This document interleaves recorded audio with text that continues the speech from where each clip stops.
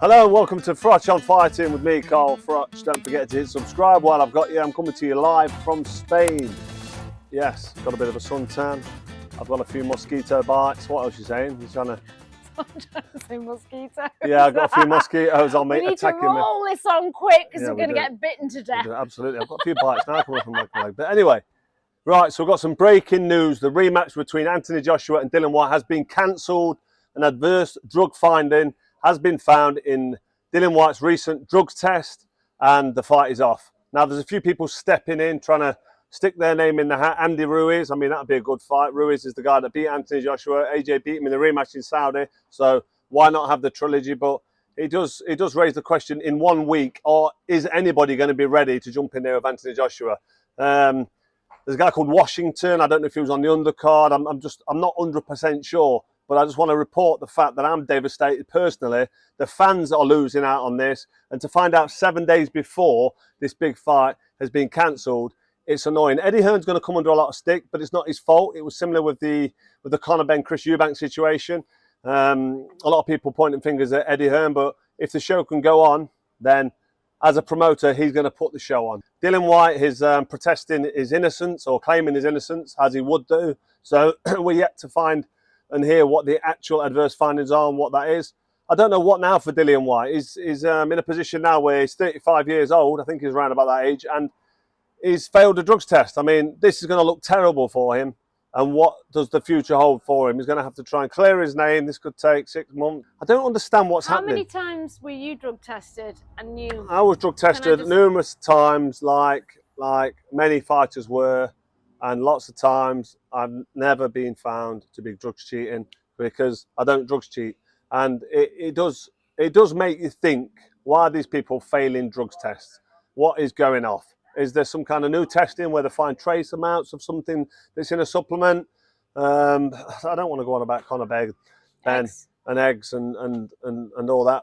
But it's very, very annoying. From the fans' point of view, it's ridiculous. You've got all these people failing drug tests and ruining and tainting the name of boxing. Our beautiful, wonderful sport is being tainted by these failed drugs tests. It's not good enough, and I'm glad they're getting found out. If they're cheating, they need to be found out and they need to be punished. For me, it's a ban. Get banned and don't fight again. If you get done twice, lifetime ban and a massive fine. Get out, you're a disgrace to the sport as far as I'm concerned. But there's so many grey areas. Is it contamination? Is it an adverse? Is it a wrong finding? Is there something wrong with I don't know. I'm not a scientist, but it's just really, really frustrating from a boxing fan point of view. Somebody who works within the industry. This fight was one I was looking forward to. This was a great fight for Anthony Joshua. It's now cancelled. Dillian Whyte must be devastated. But if he has been cheating, then I'm glad he's been found out, and he needs to be punished and banned, and this should be the end of his career. But let's wait and see. We can't point the finger. We can't do anything because of what's happened with the Conor Benn situation. He's now been has he been cleared or not? We're being told he's cleared by UCAD, and then we've got opposing opinions saying that he hasn't. We're going to have to wait and see what statement gets released by the British Boxing Board of Control and an official statement from UCAD before we can draw any real conclusion. But for now, I'm devastated that the fight's not off. I was looking forward to flying back to England at the next weekend, and calling this fight from ringside for TalkSport as a commentator. But now it looks like there might be a late replacement. Me personally, I don't even know if I can be bothered for a late replacement. A late replacement needs to be really good. But on 1 week's notice, unless that late replacement's been in the gym at least for 5 or 6 weeks, then it's pointless. Anthony Joshua must be gutted as well, because fair play to him. He's took this fight and he wants to get on with his career. He's agreed to fight Dillian Whyte. He knows it's a tough fight. He knows Whyte was going to come to try and win. It's a massive opportunity for anybody who fights Anthony Joshua to get on that bandwagon that could be happening in Saudi Arabia between Deontay Wilder and Alexander Usyk and Tyson Fury. But it's all up in the air. I'm absolutely devastated. I'm disgusted, and this is bad for the sport.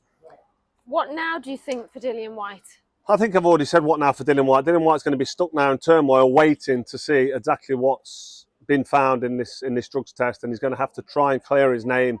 And I don't know. I've never been in a position where I failed a drugs test.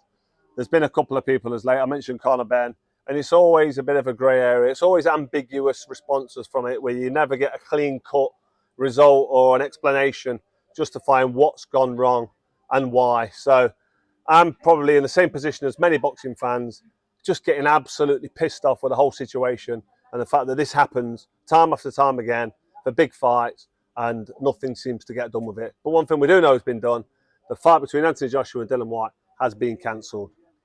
What now do you think for AJ? Well, Anthony Joshua's done nothing wrong. He's in a position where he'll be as frustrated as the fans are, like Eddie Hearn will be.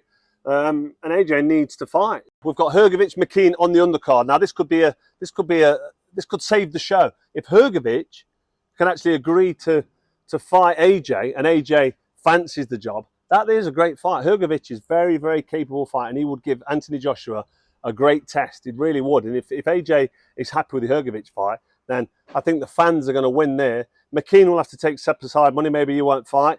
No one's going to be too upset about McKean not fighting, except for the McKean fans and family and friends and fans. But let's be honest, Hrgovic, Anthony Joshua, or AJ Hrgovic, because that's how it should be billed, because AJ's the big name, that will be a fight that we'd want to see. So hopefully that one can be a show saver. But let's wait and see what happens. I'm not so sure AJ would fancy that, but maybe if he does fancy it and he can jump in there and do a job against Hrgovic, that'd be a real proper acid test for him before he steps on to bigger and better things. Hrgovic beat Zhilei Zhang on the undercard of AJ Usyk, and that's a great win for Hrgovic. And obviously Zhang beat Joe Joyce, which is also a great win for Zhang. I know Joe Joyce is going to try and avenge that defeat, but Hrgovic is a real good stiff test for AJ. And if this was a last-minute late replacement, I'll be honest, that's probably a better fight than the Dillian Whyte fight. So hopefully that can happen. If it does, I'll be there. If it doesn't, and they get some joke shop late pony replacement, I'll be honest, I'm not that interested. It's going to be difficult. Maybe Eddie Hearn's going to try and save the show, but this is pay-per-view on DAZN, and people paying the bunts, the hard-earned bunts, they're going to want value for money. And if we're going to get a late replacement that's going to stink the gaff out, and it's going to be an obvious one-sided whooping for AJ, I don't think people are going to want to pay for that.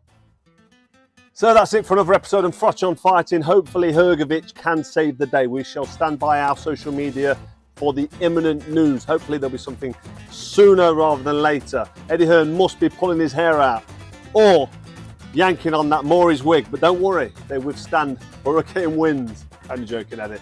This has been Froch on Fighting. Until next week, hit subscribe. See you later.